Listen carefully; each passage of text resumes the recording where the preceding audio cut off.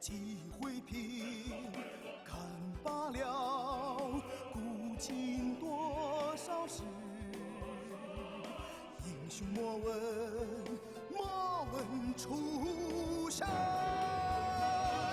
莫问出身。顶天立地男子汉，花开花落俏佳人。说尽了悲欢多少情，英雄自古无完人，无完人。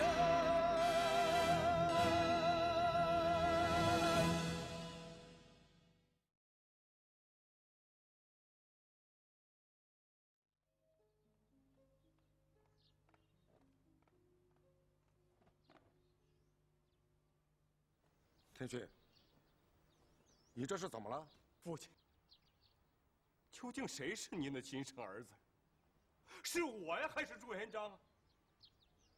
你为何要将大魏让给他？啊！你让我有何脸面苟活于人世啊？让我如何在义军里边立足啊？哎呦，我这是在试探他，试探，你懂吗？朱元璋这回立了大功，义军中声望大涨，连彭老帅都说他是个帅才。我就是想看一看，我这个义子他心里头贪不贪，是不是忘乎所以，想不想取武而代之？还好啊，我让位的意思刚一出口，他就惶恐无地，流着眼泪拒绝了。哎，你说，我这个义子对我忠不忠啊？可是父亲仍把他立为副帅了。连这个你也吃醋？他的本事难道在你之下？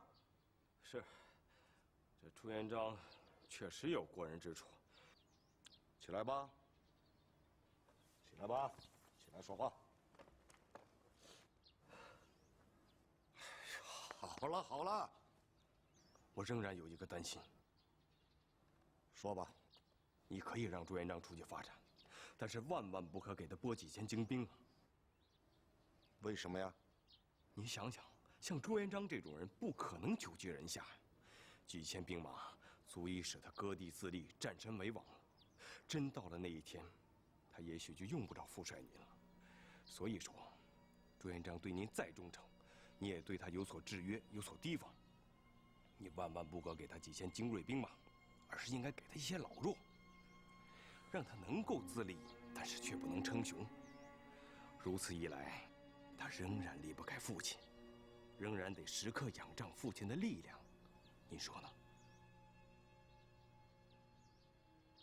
副帅，咱一切都准备就绪了，就等您下令了。咱认为后天出兵最好。元璋啊，有一件事情我始终放心不下的。你带几千兵马出去，这供给是个难以解决的问题啊。现在外面是赤地千里，民不聊生，这每天人吃马嚼的得多少粮草啊？你上哪征进去？所以，元璋恳请副帅多给予些。不如少带些弟兄，等站稳了脚跟，再逐步的发展。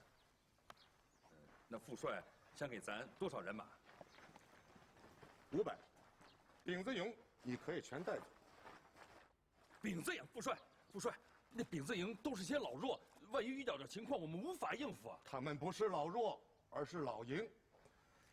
这些弟兄个个见多识广，经验丰富，且善于应变，正是你创业的时候用得着的人呐。另外，我再多给些粮草，多给银两，这样半年之内你就不会为了供给而发愁了。副帅，这3000兵马，咱不要了，饼子营咱也不要了。那你要什么呀？咱只要18匹战马，18位兄弟，这样反而行动自如，毫无顾忌。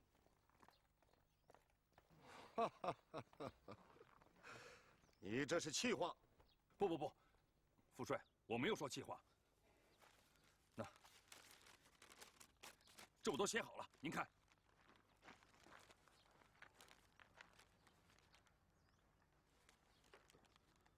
唐和、徐达、常遇春、邓玉，哈哈，这些大都是你的结义弟兄吧？个个是骁勇善战啊！父帅，我别的什么都不要，就要这18位兄弟，恳请父帅准许。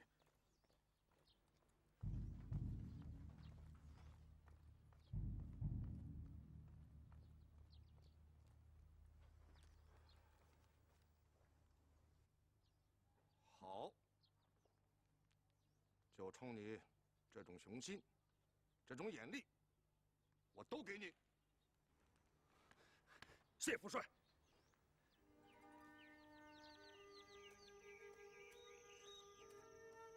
妹子，把你一个人留在城里，咱还真放心不下呢。我早就想开了，你们男人出去打天下，四面结敌，居无定所。再说我又怀了孩子，跟着也是不方便。越是这个时候，越不应该离开你，真是对不起了。我能照顾好自个儿，倒是你让我放心不下。你那脾气一上来，不顾死活的。冲爸，你可记住了，不管遇到什么事儿，千万约束着自个儿的性子。哎，记下了。咱这一走，你会变成人质了。我想义父不会把你怎么样，倒是那个郭天旭，肯定会为难你的。有义父在，郭天旭也不敢太放肆。再说了，你们要是能在城外打出一片根据来，我在城里不是也跟着风光吗？冲爸，你们能用功劳把我抬起来的。说的也是哈。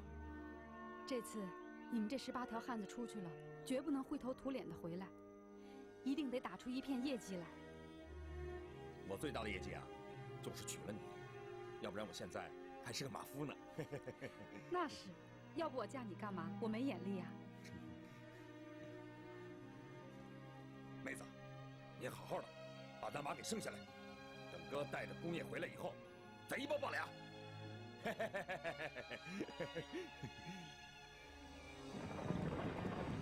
从这时起，咱终于有了自个儿的兵马，自个儿的天地。哎，我真想仰面苍穹，大吼一声：咱朱元璋来了！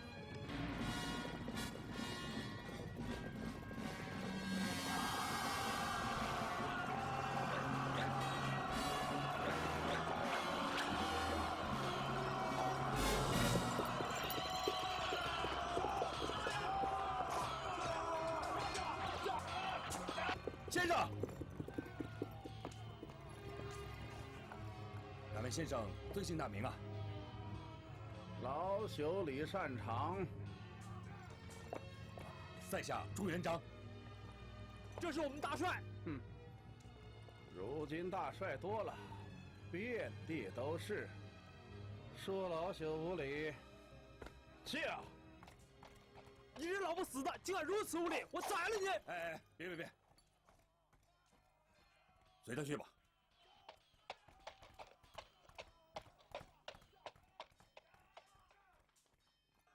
这个人遇刀兵如履平地，气度不凡呢。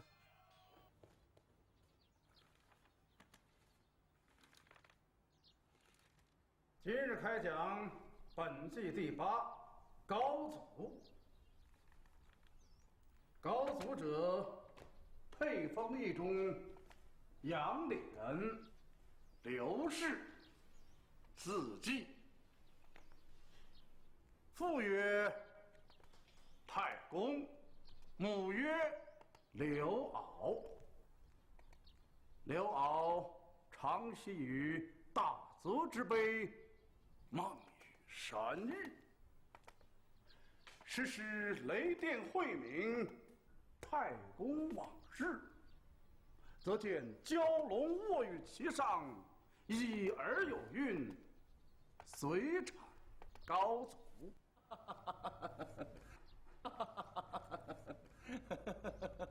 哎，为何发笑？汉高祖刘邦是咱最敬佩的人，没想到是个龙王配出来的。大帅想干什么？在下想请先生教我读书学史。大帅为何要读书？为何要学史啊？这人啊，这不读书不知史，枉为人呢。未必。大帅不读书不知史，不也成大帅了吗？先生，哎，先生，你想干什么？元璋叩请先生当元璋的军师，请先生万勿推辞啊！老朽身无刀兵之勇，手无缚鸡之力，岂敢从命啊？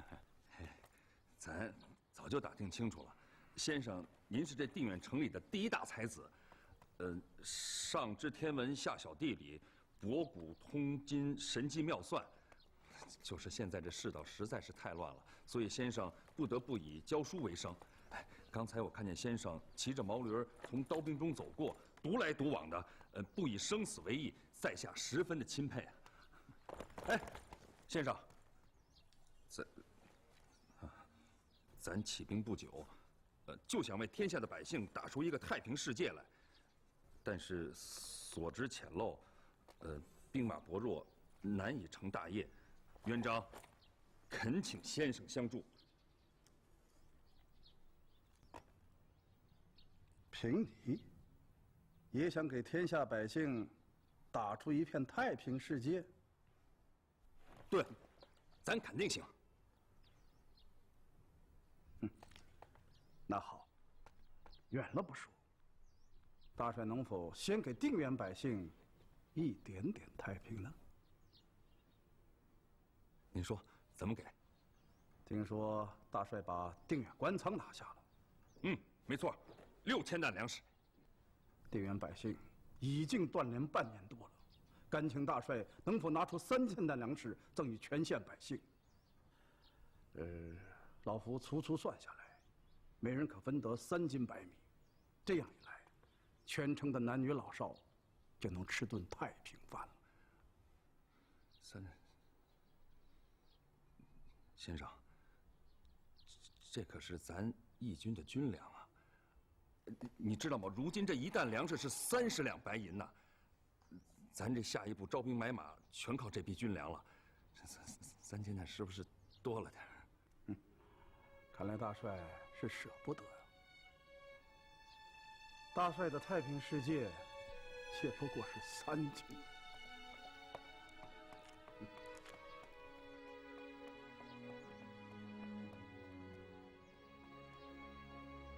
凤阳朱元璋警告天下，元军窃居神州，百姓水深火热。元璋巡天道起义军释除元军，开创太平盛世。元璋特靠父老乡亲定远官仓粮食全部奉还于民，并设盘立旗，招募义军。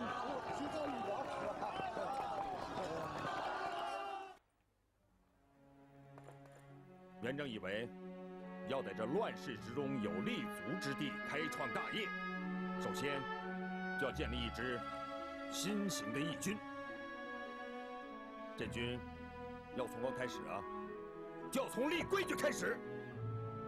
今天，元璋与众位兄弟，在苍天大地之间，在四方百姓面前，歃血为盟，订立军规。真好啊！来，把酒都端起来。承天道，顺民心，扫除元军规，澄清寰宇。承天道，顺民心，扫除元军，澄清寰宇。爱百姓，严军规，精忠报国，奋勇当先。爱百姓，严军威，精忠报国，奋勇当先。不怕死，不贪财，临行禁止，生死同心。不怕死，不贪财，临行禁止，生死同心。斩！好！打！一！杀！杀！杀！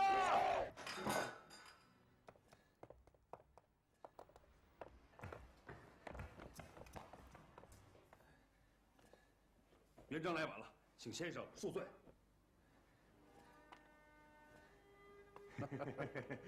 大帅，大帅连日来所作所为，令在下不胜敬佩。在下思虑再三，决定不必潜露，冒昧造反。如蒙大帅不弃，在下愿竭尽所能，略效员薄之力。真的，先生，请受朱元璋一拜。万万不敢，大帅快许。元璋有先生相助，真如同当时的刘玄德请到了诸葛亮，做梦都会笑醒的。大帅也许胜于刘玄德，可在下万不敢和卧龙先生相比。大帅，别叫什么大帅，大帅那都是唬外人的，你就叫我元璋吧。那不同。我听说你的弟兄称你为上尉，这名目好啊，既明白又不落俗。我可否也称你为上尉？成，当然成了。您称我为上尉，我称你为先生啊，先生，里面请。啊，看茶。大尉啊，在下想先请教一件事啊，您说。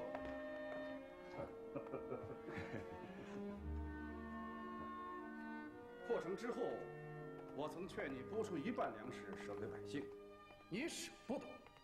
可是为何几天后，你竟然将6000担粮食全部舍于百姓？先生，先请坐。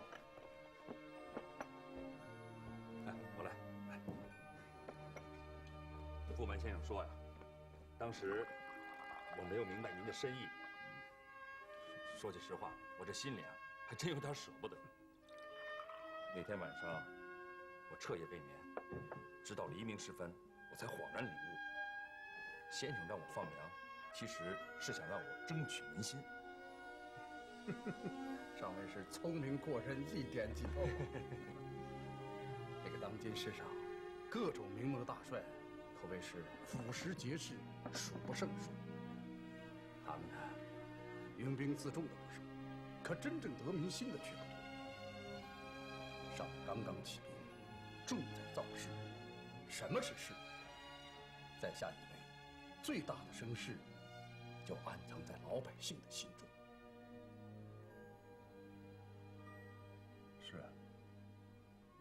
是，先生，咱是放牛娃出身，太知道粮食的珍贵了。咱爹咱娘，一个哥哥2个妹妹，都是被活生生的饿死的。当时家里要有半斤米的话，他们也不至于死啊。咱爹咱娘在临走的时候，家里就只剩下1碗粥了。我还清楚地记着，粥里只有13克米。咱爹咱娘没吃上，因此他们死了。咱吃上了，一直活到今天。先生，一把米，一条命。不光是一条命，他们还值一大片人心呢。这10多年来，天灾连绵不断，几十英雄豪杰纷纷起兵造反，都说是为了反袁。你说，他们真的是为了反袁吗？大元开国都8、90年了，他们为什么早不反，而现在反？说白了，就因为现在的朝廷无道，天地无情，饿殍遍地，家家断炊。造反是让饥饿给逼出来的，造反者是为了活命啊！先生，你说的太对了。你知道吗？我放粮的告示一发出去以后，方圆几百里的百姓全都蜂拥而至。元璋10日之内就聚集了3000的义军呢。我能给他们什么呀？最多是一碗饭吃而已，而他们就能心甘情愿地为咱出生入死了。可上尉这碗饭里头，还有一份希望，一份公平，为此，他们才愿意跟你出生入死。先生，元璋起兵不久，力量薄弱，可眼前呢，又是天下大乱，豪强满地，咱们这支小小的队伍稍不留神就会被元军击溃，或者被其他义军所吞并了。先生，咱们怎么才能站稳脚跟，发展大业？这是咱现在最焦虑的事儿。请先生教我。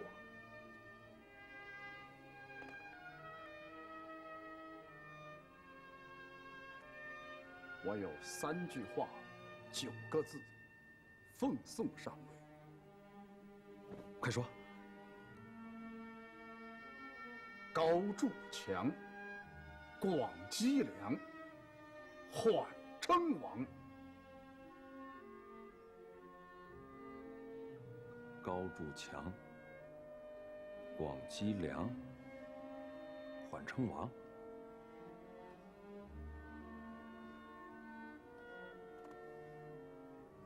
高筑墙，广积粮，缓称王。当时我并没有真正明白这9个字的价值，直到10几年后开元立国了，才意识到，正是这9个字的战略，让我登上了帝位。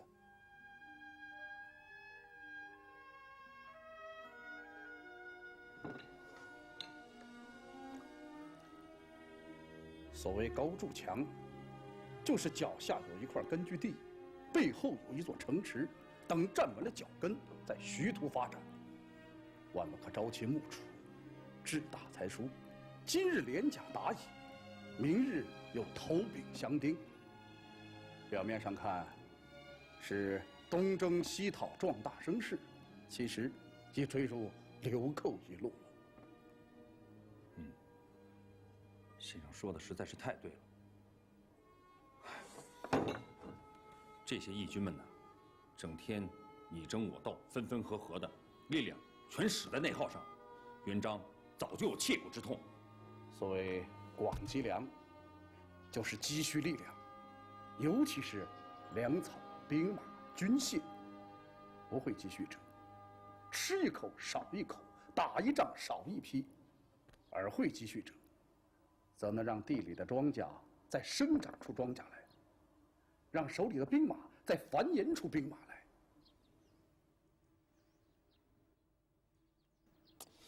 说得好。最难的，恐怕就是缓称王了。古往今来，世道越乱，称王称霸者就越多，而且往往还急于称王称霸。他们手里还没几杆刀枪呢，就先封自己什么天王、地王、龙帅、虎帅什么的。他们呢，与其说是仗势欺人，不如说是仗势唬人。在这块土地上，你随便往哪一站，放眼望去，不出100里，就能数出一沓的天王来。终有一天，上尉肯定能成为王。但现在万万不可。现在上尉应该埋头练兵，积蓄力量，宁为韬晦，无需张扬。即使到了足以称王的那天，称王也是越晚越好。为何？因为那将会成为众矢之的，不但朝廷会首先发兵剿你，就连各地的义军也会侧目而视。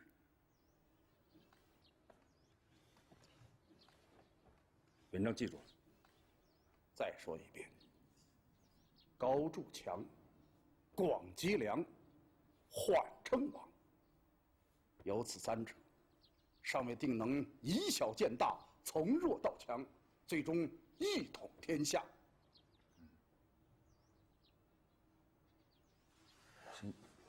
先生说什么？一统天下？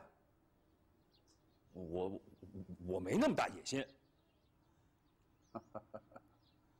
上面如果不想取天下，何必收用我李善长啊？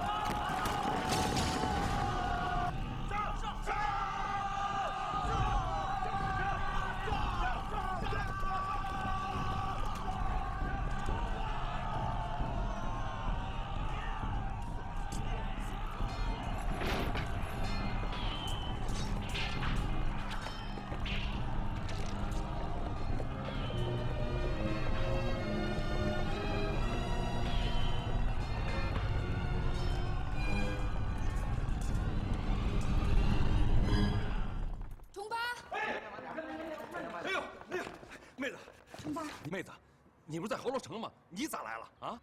逃荒要饭来的。哎，这是？这咱儿子呀。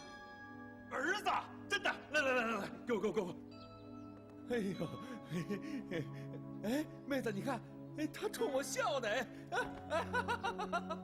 呀，妹子，你可真了不起，一生就给咱生个大胖小子！来，看，咱关张有儿子了。恭贺上位喜天公子。妹子，先生请。都下去吧。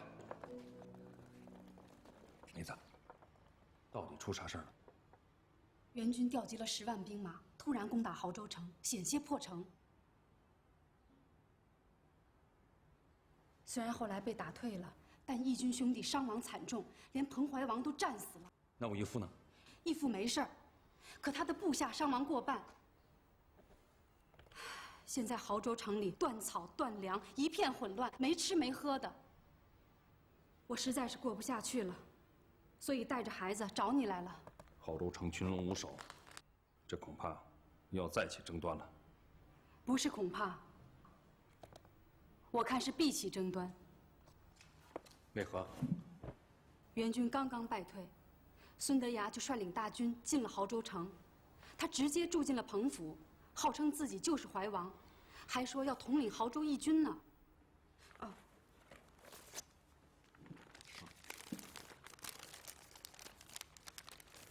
元璋无儿如面，亳州万疾，孙不为患，派你率部速归，助我抗孙。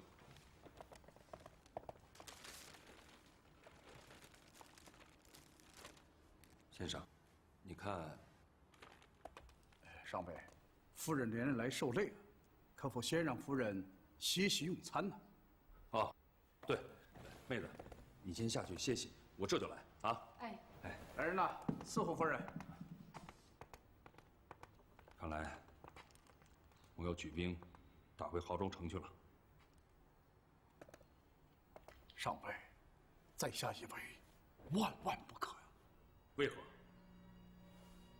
上尉，元军已经败退，你此时返回亳州，并非抗元护城，而是卷入郭子兴与孙德崖的争斗中去，图的牺牲而已。其二，你好不容易才建立了自己的队伍，打下了自己的根据地，一旦回到亳州，便是前功尽弃，你这上万兵马都将被郭子兴收回去，他将何用抗孙？其三，回城容易出城难，在这儿你是主子，你自己掌握自己的命运，海阔天空。而一旦回到亳州，你便是郭子兴的部下，你的一举一动都将受他人所知。先生说的不错，但是我义父现在身处险境，又有军令招我，怎敢违抗？行书在下直言，郭子兴与孙德雅竟然为区区一座亳州城而争斗不休，可见这两位大帅都是目光短浅、心胸狭隘之人，绝非成大事者。而上尉您，则有龙腾虎跃之相，有叱咤风云之才，应该抛弃与他们的株连，独自开天辟地，另成一番功业。上尉，亳州城只是一座弹丸牢地，回去就会被他锁死。上尉万不敢被亲情所累，重新坠入他人掌中啊！但是，义父对我的恩情大于天，又有军令在此，我怎么能够拒绝他呢？怎么拒绝？咱们大大方方、漂漂亮亮的拒绝。什么？先生，你说什么？咱们此刻亳州城最缺什么？一缺兵马，二缺粮草。妹子刚才都说了，亳州城里早就没有吃喝了。那好，咱们派300精兵，给亳州城送3000担粮食去。那300精兵是威，那3000担粮食呢，就是情分了。再加上在下的一封书信，我敢担保，孙德雅绝不敢轻举妄动。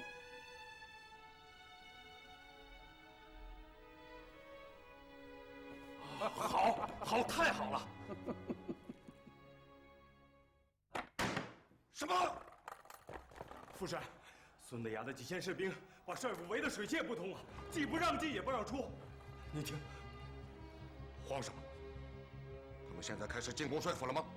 还没有，不过他们现在在外面排兵布阵，张弓搭箭，看样子随时可能杀进来呀。朱元璋要是在就好了，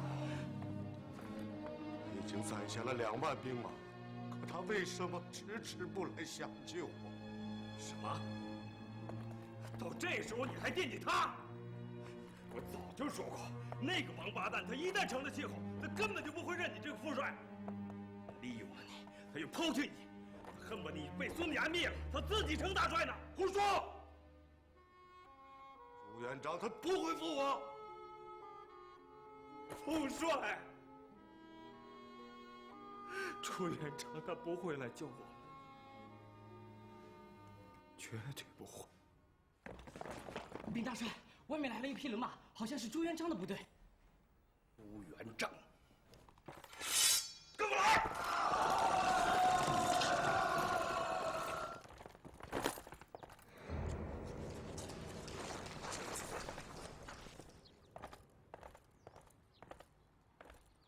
末将徐达拜见孙大帅。你想干什么？上尉有书信一封，令我面呈孙大帅。上尉就是朱元璋。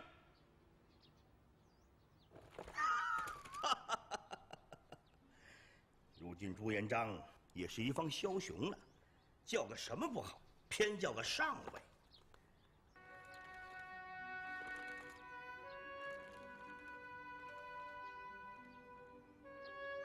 小侄朱元璋，拜上孙帅。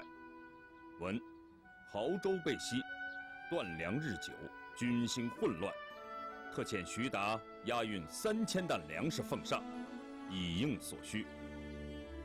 孙帅深明大义，定能够外敌援贼，内安军民，与郭大帅同舟共济，荣辱与共。此外，亳州如有不测，小侄此处有精兵2万，可朝发夕至，排危解难。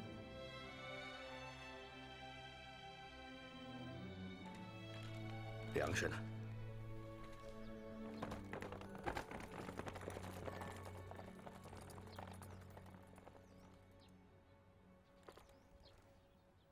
朱元璋还有话吗？没了。不过上尉请孙大帅给个话。朱元璋啊，你真是成气候了，恩威相济呀！好，好。看在当年我落难的时候，你帮我出城的份上，我答应他了。来人，在，把弟兄们全部撤回来。还有，再拨出500担粮食给郭子兴他们充饥。谢孙大帅。副帅。皇上。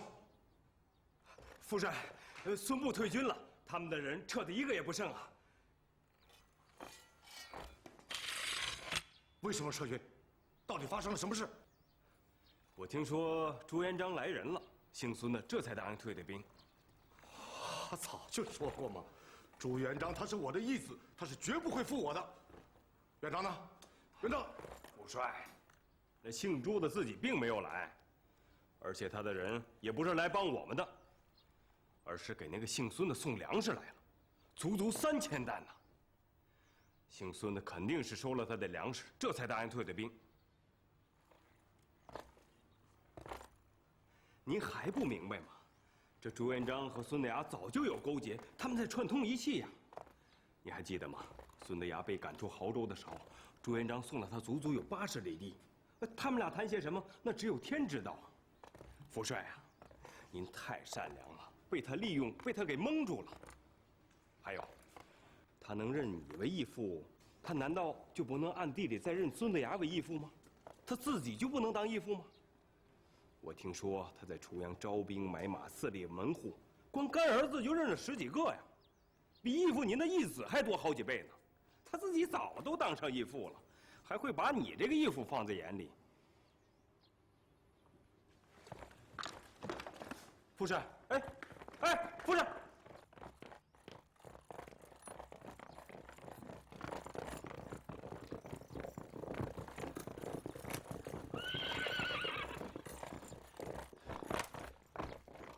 末将拜见大帅，备主投敌，这贼！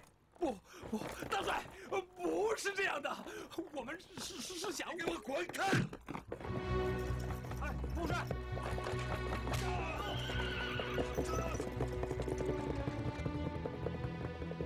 跟我来！落叶，去哪儿啊？去逮了那个朱元璋！走！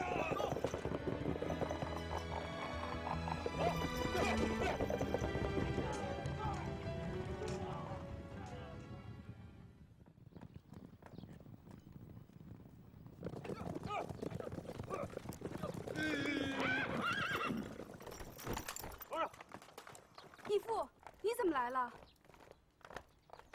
我当不起你义父。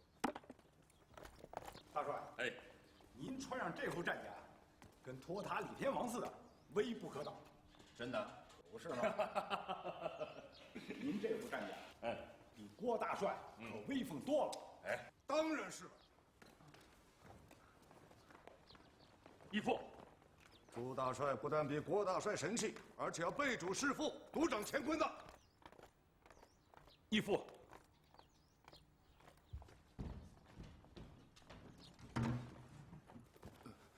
义父，跪下！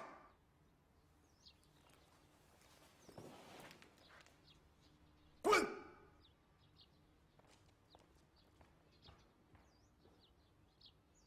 我问你，你叫什么名字？朱元璋。是谁给你起的名字？是我义父郭子兴给起的。你是谁的儿子？是谁的部下？我是义父郭子兴的儿子，是郭大帅的部下。那你为何抗命不归？为何自立门户？为何暗通孙德崖，妄图置我于死地？义父，我没有啊。元璋的命是义父给的，我生生死死都是效忠义父的。放屁！那孙德崖把刀都安在我的脖子上了，你非但见死不救，却送给了他3000担粮食。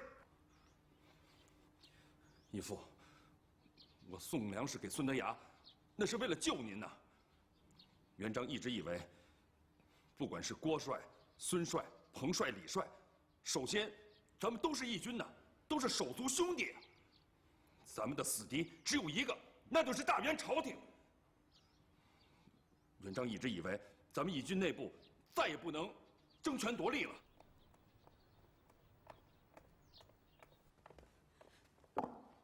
义父，请您相信崇爸爸，他这样做全是为了您呢。呵，这一唱一和的，真是对恩爱夫妻呀。丫头，你来的正好，我也问问你，你是谁的女儿？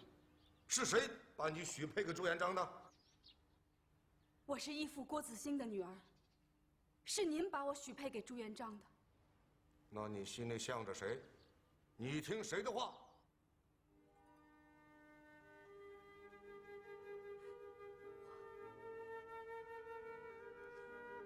我的心向着义父，我听义父的话。好，把那个马鞭给我拿起来，替我狠狠地抽捏死朱元璋30鞭。你让我抽谁？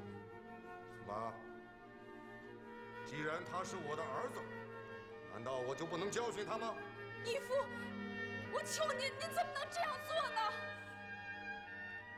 既然你是我的女儿，那就禀父之命，替义父执鞭吧。我做不到。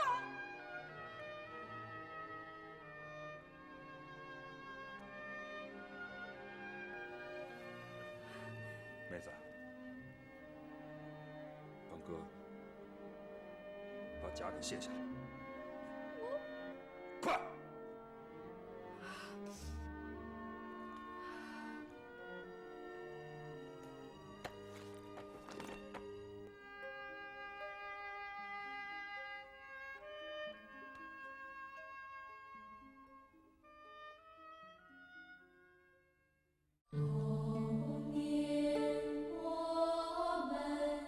是朋友。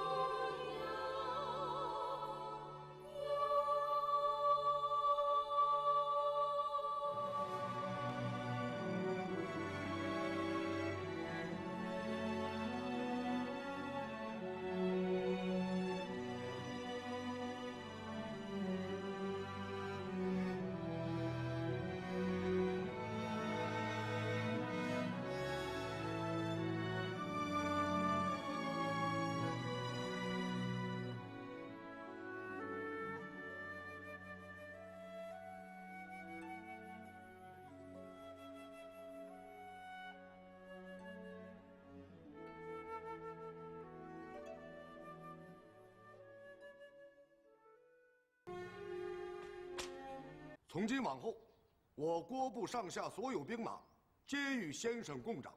请怀王帮我杀掉朱元璋，带我们一块儿走吧，一块儿离开郭子清。元璋兄弟，久违了。两位大帅，援军到了。